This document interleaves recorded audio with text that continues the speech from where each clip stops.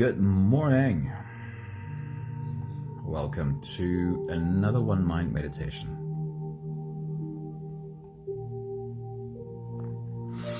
This week we don't have just one teacher to guide us into our daily practice. This week is made up of a whole host of different teachers. Quotes today come from Mark Epstein. And every time I say that surname, I think I need to be sure that everyone knows that this is Mark Epstein. Good morning, Sunmarie. And Debbie Ford and Joe Dispenza. Let's get into today's message. Do you need to change your personality? Do you need to change your personality? This might feel like a harsh question, perhaps, and almost an accusation of something being wrong with who you are. But don't dismiss it too quickly. Join me on this thought journey to see if it resonates with you. Danae, a very good morning. It is good to see you. Hello. Today's message asks the question, do you need to change your personality? The first quote by Mark Epstein is, the freedom that the Buddha envisioned does not come from jettisoning imprisoning thoughts and feelings, or that freedom does not come from abandoning the suffering self. It comes from learning how to hold it all differently, juggling them rather than cleaving to their ultimate realities. From this quote of Mark Epstein, I'd like you to recognize what he calls the suffering self, and that we don't find peace by being at war with this suffering self, by rejecting this scared human within us. We find peace by learning how to have acceptance of it and how to hold it all in a different way. Charlene, a very good morning. It's good to see you. Hello. In the thought from Debbie Ford, she says, as you step into your limitless self,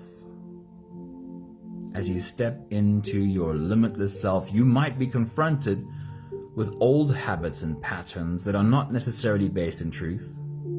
These old ways of being show up because you have repeated many of them thousands of times in the past. Debbie shines the light here on the other side of humans that we all have access to, the limitless self, your most creative self, your highest potential.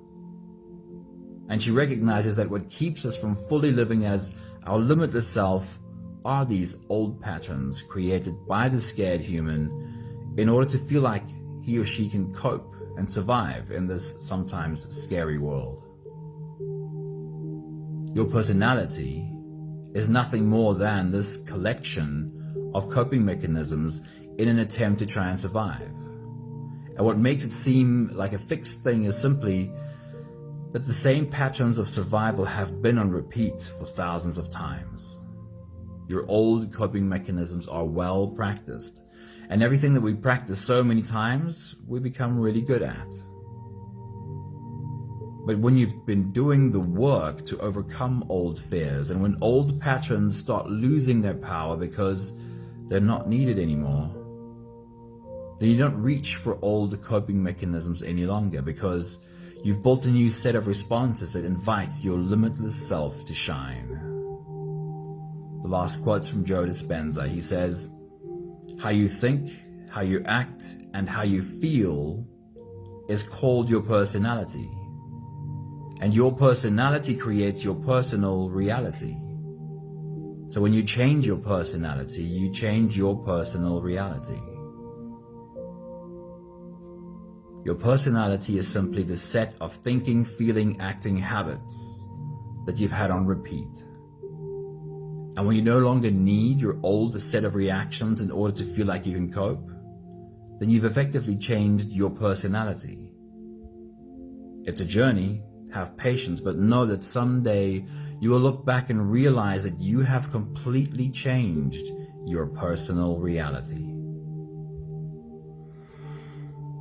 Today's meditation is about the masks we wear. Those old coping mechanisms, really. Ways that we have taught ourselves to show our face to the world in order to be somehow accepted and not pushed away. Let's have a look at those.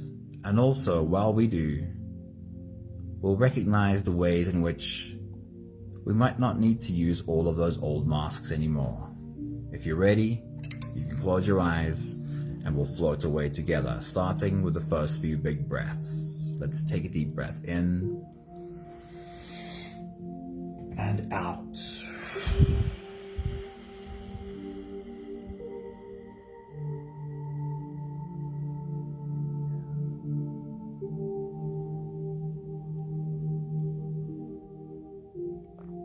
A deep breath in and out.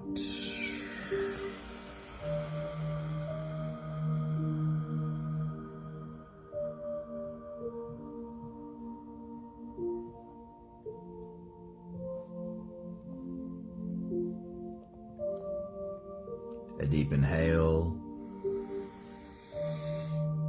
and let it go.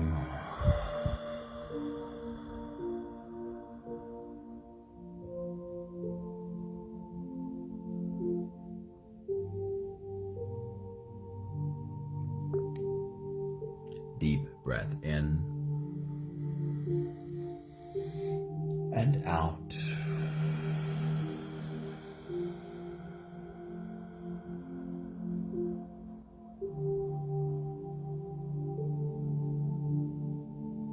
One more big breath in and let it all flow away.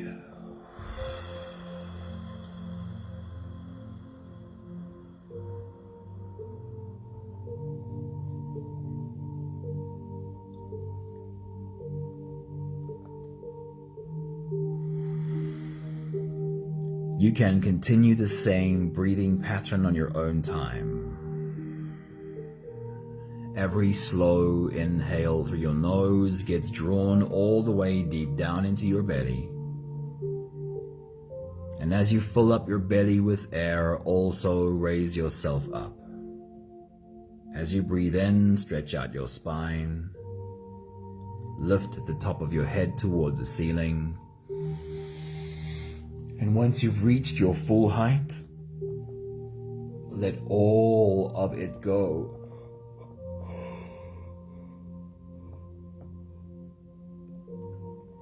As you exhale,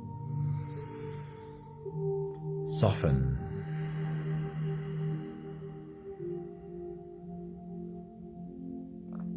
As you breathe out, soften your spine, slump down your shoulders, and even drop your head.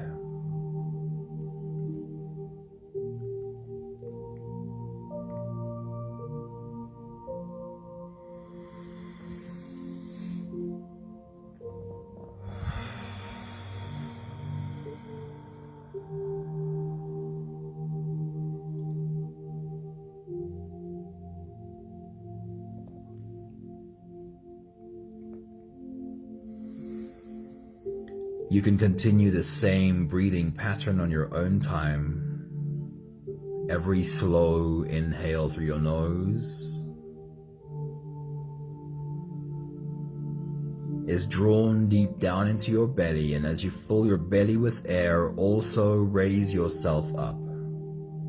As you breathe in, stretch out your spine, lift the top of your head toward the ceiling. And with after every inhale, as you reach your full height, then again let all of it go. With every exhale, soften. As you breathe out, soften your spine, slump down your shoulders, and even drop your head.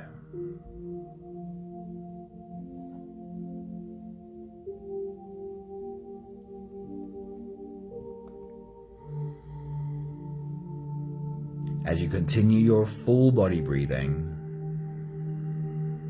we'll have a quick conversation.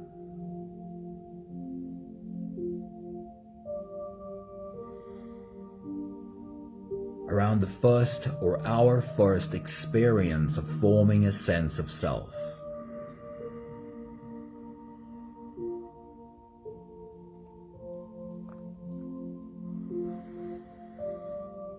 For all of us, our first experience with forming a sense of self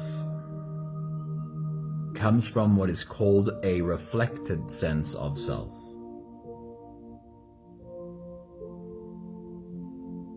If you think about it for a while, it quickly becomes obvious that first our sense of self is formed by the information we get from the humans around us. We form our idea of who we are because of the feedback we've gotten from the humans around us. A reflected sense of self. It's almost like looking into 1,000 mirrors, being reflected off of each of these people, which tells us supposedly something about who we are. This reflected sense of self comes from the words from the people around us. It comes from the facial expressions of the people around us and the body language of the people around us.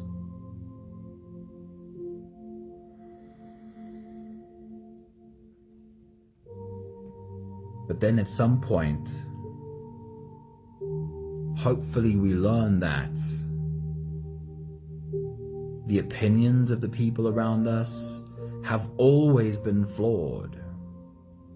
Just like no person in the world has perfect opinions about everything. Every human being has flaws in their opinions. So it stands to reason that the sense of self we created first cannot be 100% accurate. There were flaws in the opinions of the people around us, which means we have to kind of go on a new journey to learn who it is that we are. We can't simply trust the reactions, the historic reactions of people around us to teach us who we are. Because their reactions are all based on their wounding. So this is a part of that journey. We'll take a look at some of the masks we've picked up from the humans around us. And we'll ask ourselves, which of these masks are we ready to put down? We'll take the last few big breaths of this phase together, helping our bodies stretch, adjust, and settle down into as much comfort as possible for the rest of our journey. Let's take a deep breath in. As you release, drop your head all the way forward and roll out your neck muscles forward and to the left, forward and to the right.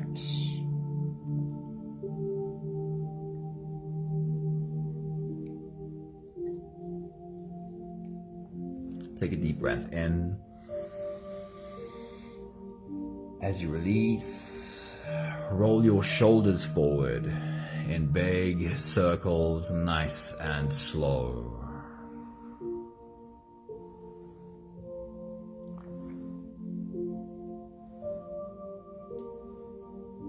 Take a deep breath in.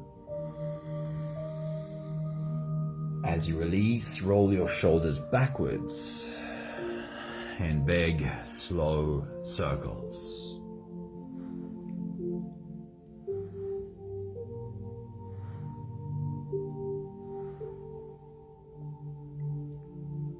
Take a deep breath in. As you release, focus on your spine. Lean your upper body over to the left.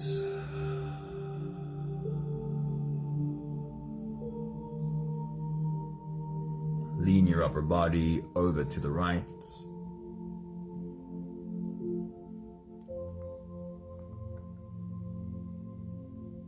One more big breath in. And as you release, you can stretch or move or adjust any part of your body that still needs a bit of help settling down.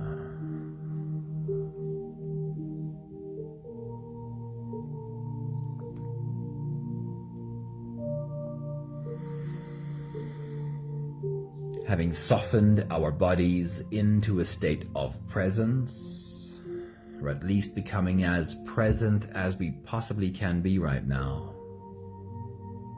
we can now turn our attention inwards and dive deep inside for the next part of our journey.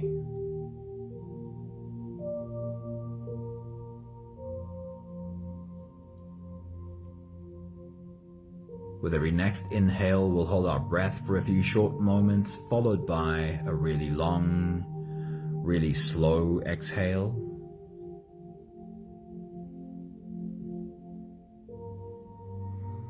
If you don't have the time to sit for the whole meditation with us, then this is always a good place to stop. But if you are here for the whole journey, we'll take the next few big breaths together. Let's take a deep breath in. And hold.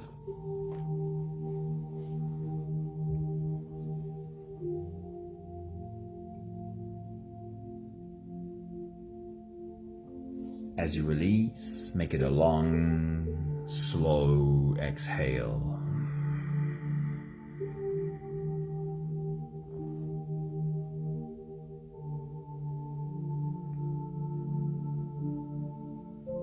Take a deep breath in.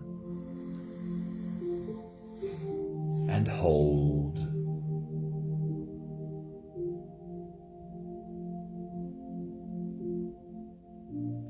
As you release, feel into your body. Feel how softness slips into your body and settles in every part of your body.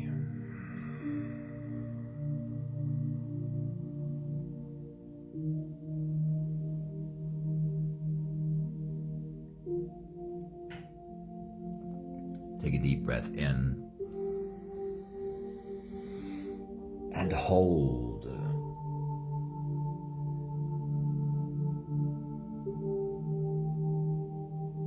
As you release, follow the downwards flow through your body. Feel your shoulders slowly falling. Feel your body slowly softening. And feel how you are slowly slipping deeper into you.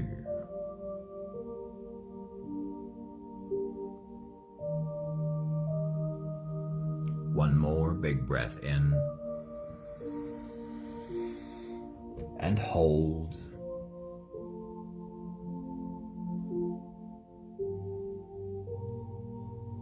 And as you release, feel yourself melting. Feel your whole body dissolving.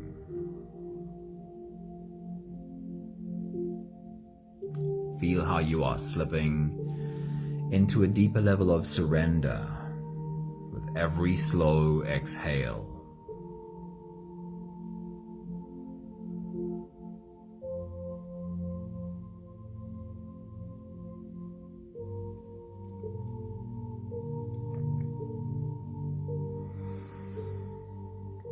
You can continue the same breathing pattern on your own time. Every slow inhale through your nose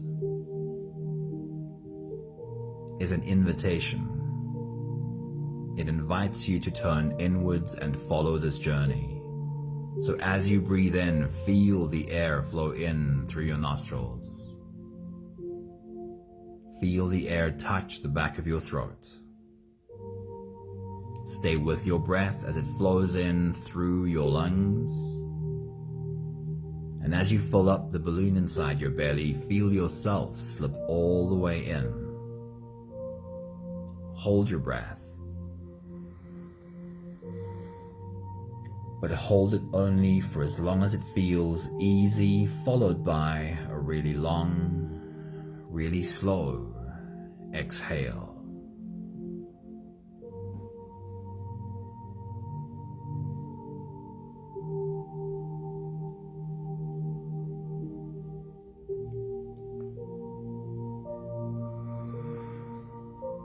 With your next big breath as you dive deep into you.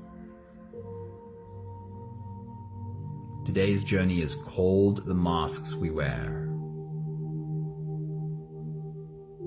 We're going to try and have a look at some of the masks we've picked up along the way. We're going to be asking the questions, which of these masks am I ready to put down? Do any come to mind right now? Are there still any ways in which you modify, change, censor who you are?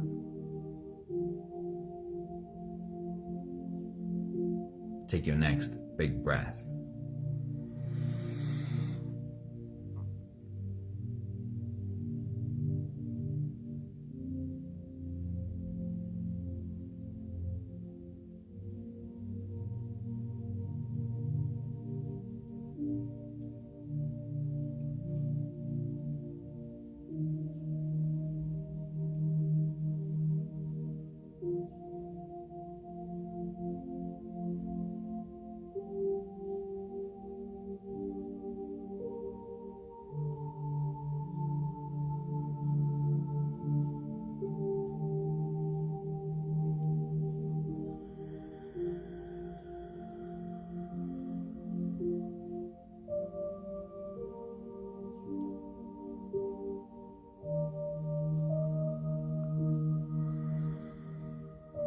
We'll start this journey as far back as we can go, to some of your earliest memories with your primary caregivers, your parents, or it might have been other primary caregivers. Can you remember a moment, an instant, where a very young you received the message that the way you are is not acceptable, and that if you wanted to be accepted, you would have to be different. You'd have to show up different if you wanted to be accepted. Can you remember such a moment? Take your next big breath.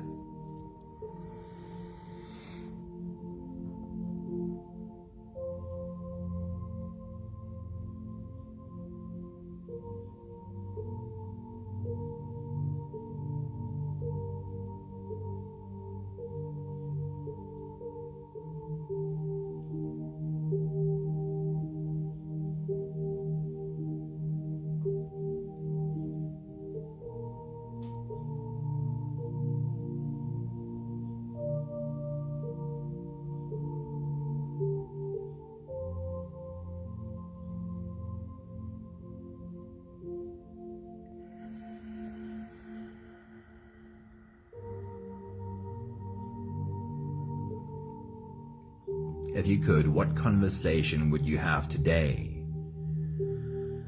with that very, very young boy or very, very young girl?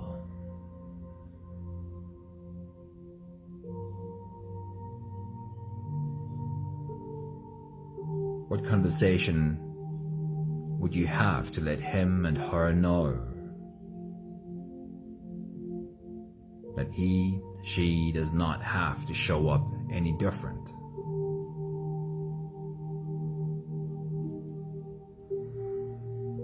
We'll take a tiny step forward on this journey. We've often had other caregivers in our very young life. Might have been a nanny, might have been an uncle and aunt, might have been grandparents. Can Can you remember a similar experience with one of these other big humans in your life at that time? Where someone made you feel like the way you are is not acceptable, and that you will have to show up differently if you wanted to be accepted.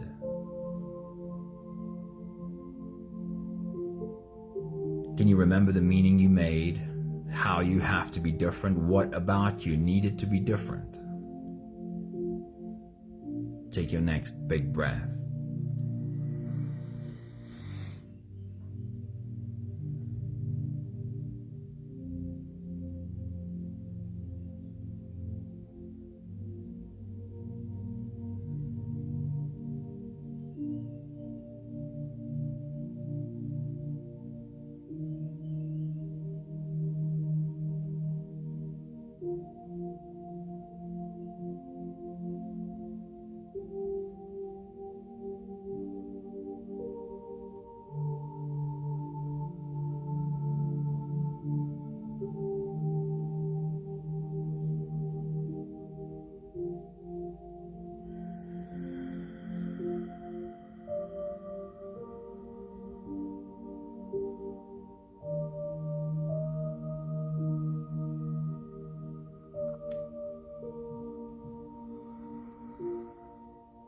If you could have a conversation now with that young child, the young child who felt, it's me, I'm bad, I'm wrong, I have to be different.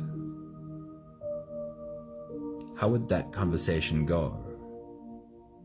What would you tell that young child about the adults in their life? I recently had a conversation with a client that sounded something like this. She said, I was having a conversation with that young child again. I was spending time in that place again.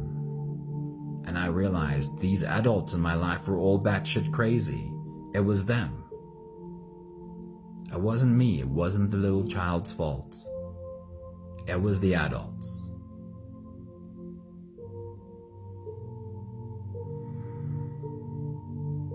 We'll take another step forward.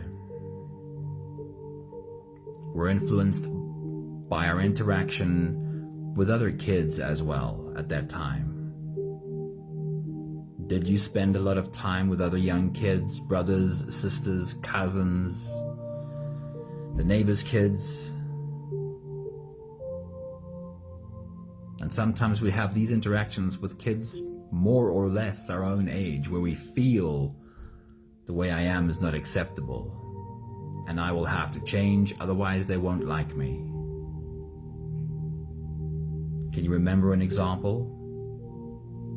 Take your next big breath.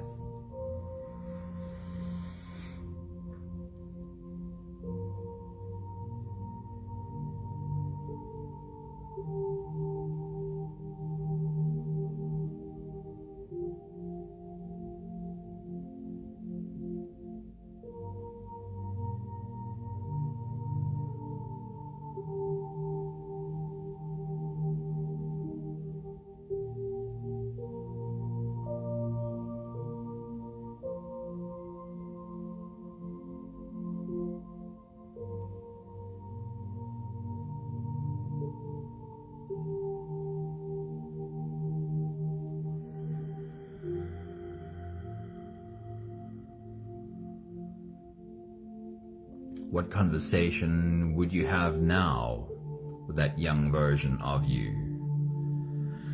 The version of you who felt it important to be liked by these friends, these other children. What would you say to him or her?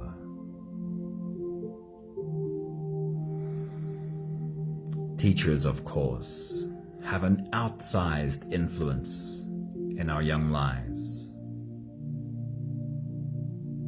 Do you have an example of a moment with a teacher where a teacher made you feel like the way you are is not acceptable, and that you would have to be different if you wanted to be accepted? Take your next big breath.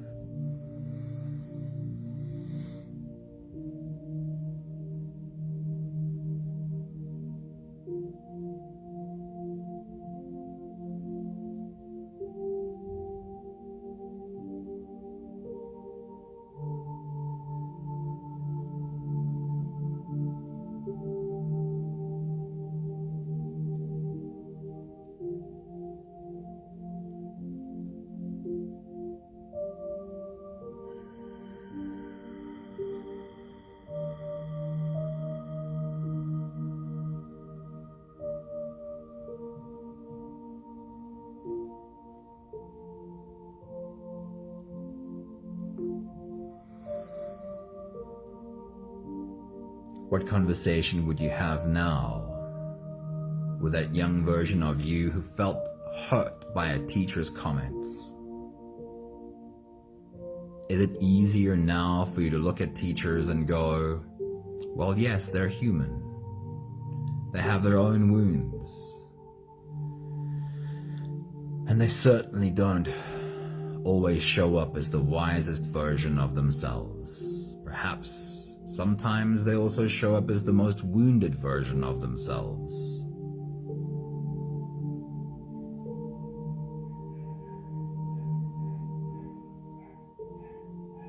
Another big influence in our young lives are our teenage peers. When we're in that stage of our life where we're really trying hard to figure out who we are and choose an identity, and our friends of that same age, they tend to be really important to us, and their opinions tend to be really important. Can you remember a moment, an incident with a teenage friend where you were made to feel that the way you are is not acceptable, and you would have to be different if you wanted to be accepted? Take your next big breath.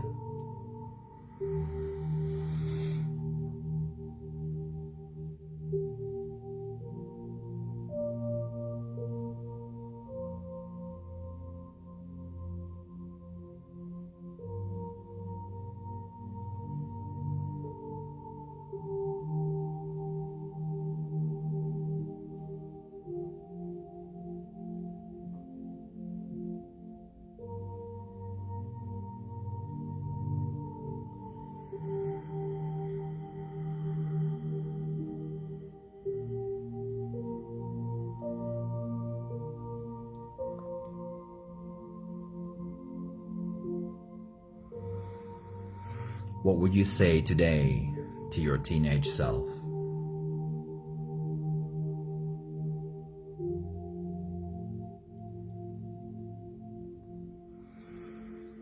Even though most of these formative experiences happen when we're kids, we're not immune to them when we're adults, especially when we're young adults. And we step into perhaps our professional lives, dealing with colleagues, dealing with managers, dealing with clients. And then of course, as we get serious about romantic relationships, somewhere we're trying really hard to fit in, to be accepted. The words someone says to us tends to have really big impact. And maybe in the past it's convinced us about something we need to be. Can you remember a moment in your adult relationships where someone made it clear to you the way you are is not acceptable, and if you wanted to be accepted, you'd have to be different? Take your next big breath.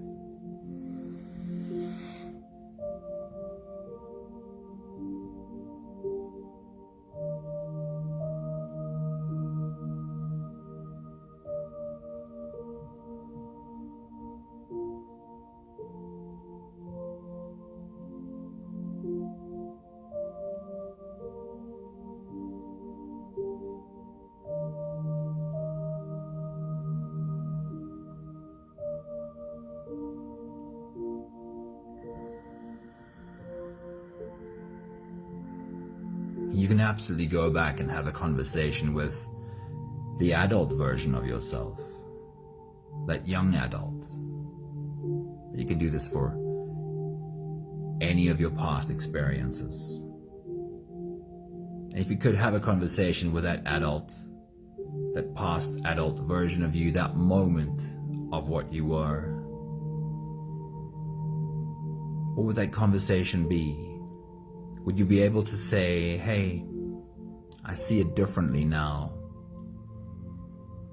Perhaps I actually do have a little bit more wisdom now than I did then. You don't need to change who you are.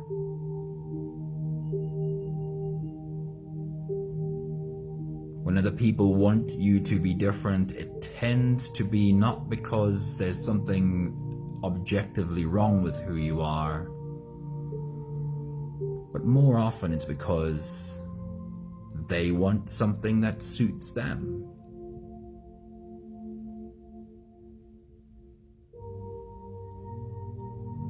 We'll take the last few big breaths of this phase together, slipping out of the breath-holding space and into the next. And as we do, as we take these few last breath holds, can you recognize one or two of these old masks that perhaps you are ready to put down, or perhaps you'd recognize some masks you've already put down for good? Take a deep breath in and hold.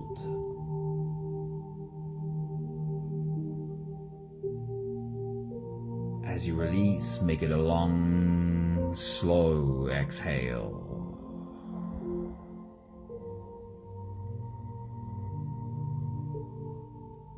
One more big breath in and hold.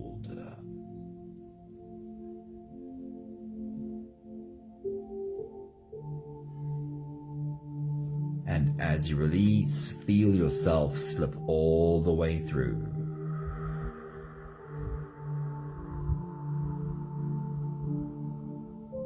There is no more attention on your breathing. You can sit all the way back or even lie all the way back down and feel yourself just floating.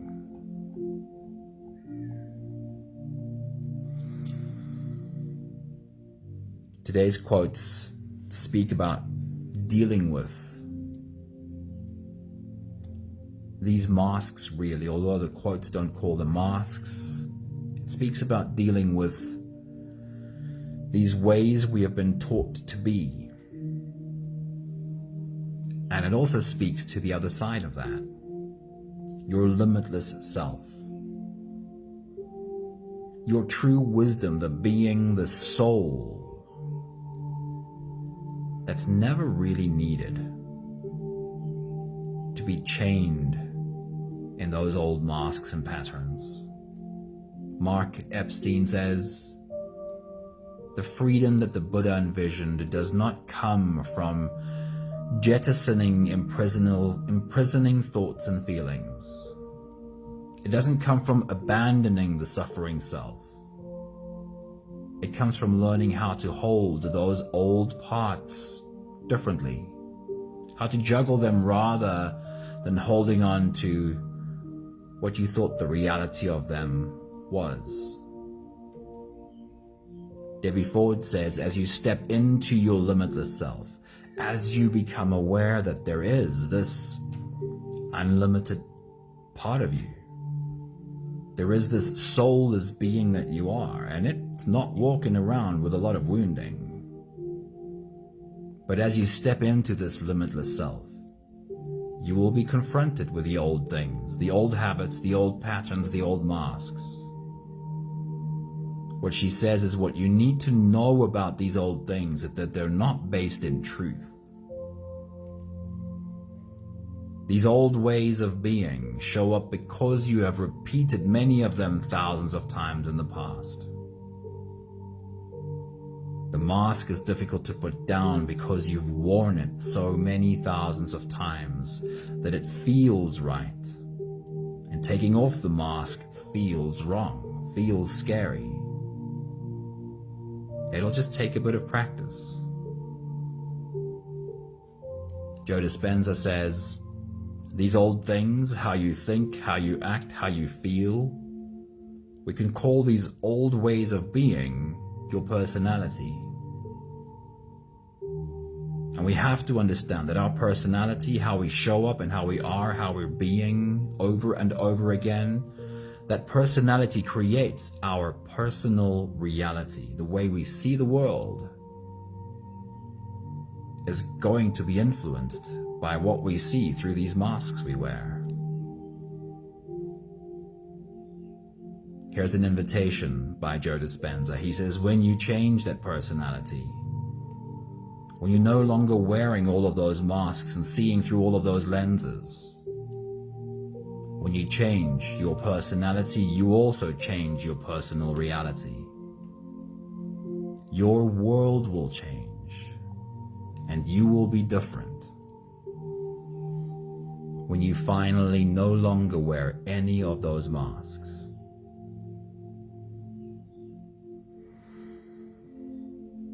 But be kind first. Be kind to the part of you that felt like it needed those masks. And also try and not judge the humans that made you feel like you need a mask.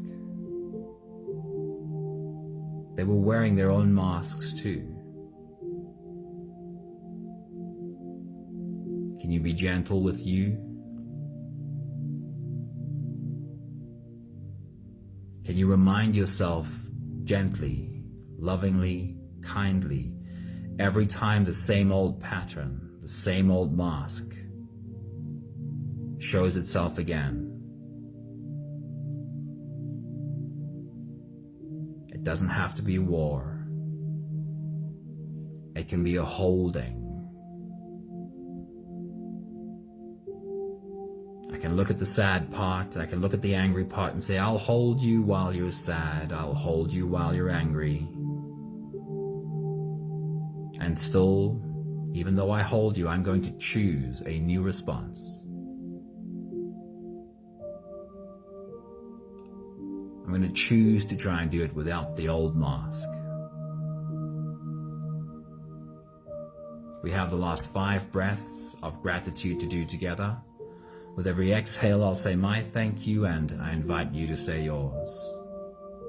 Let's take a deep breath in.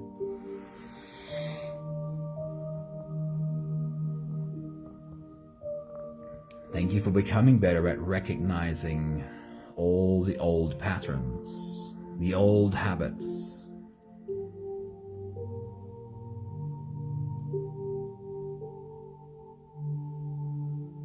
Take a deep breath in.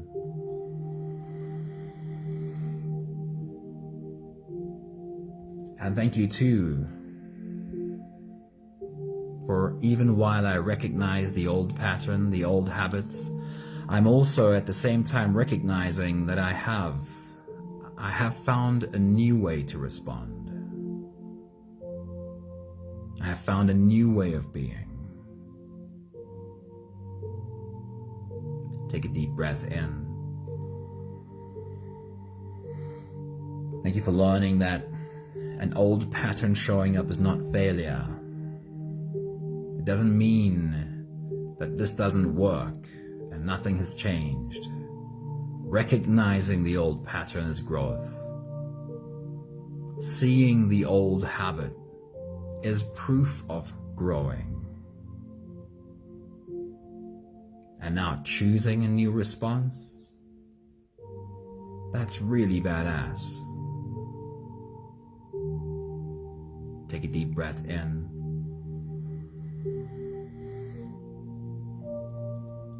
Thank you for not needing masks the way they were needed before.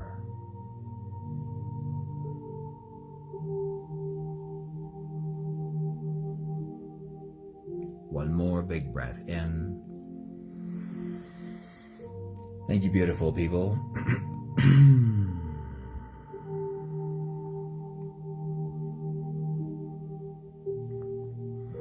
Thank you for being a part of this journey.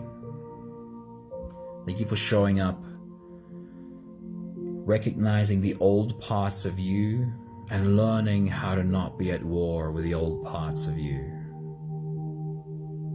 Learning that you can reach for new responses without being angry at old ones. Beautiful comment, Charlene. Thank you. Thank you, Eva. Have a beautiful day. Thank you, Charlene. Thank you, Sunmary. Thank you, Anthony. Thank you, Danae. I love you guys. Enjoy your day. See you soon. Leshna, I just saw your little bubble pop up. It's awesome seeing you. Have a beautiful day. Ciao, ciao.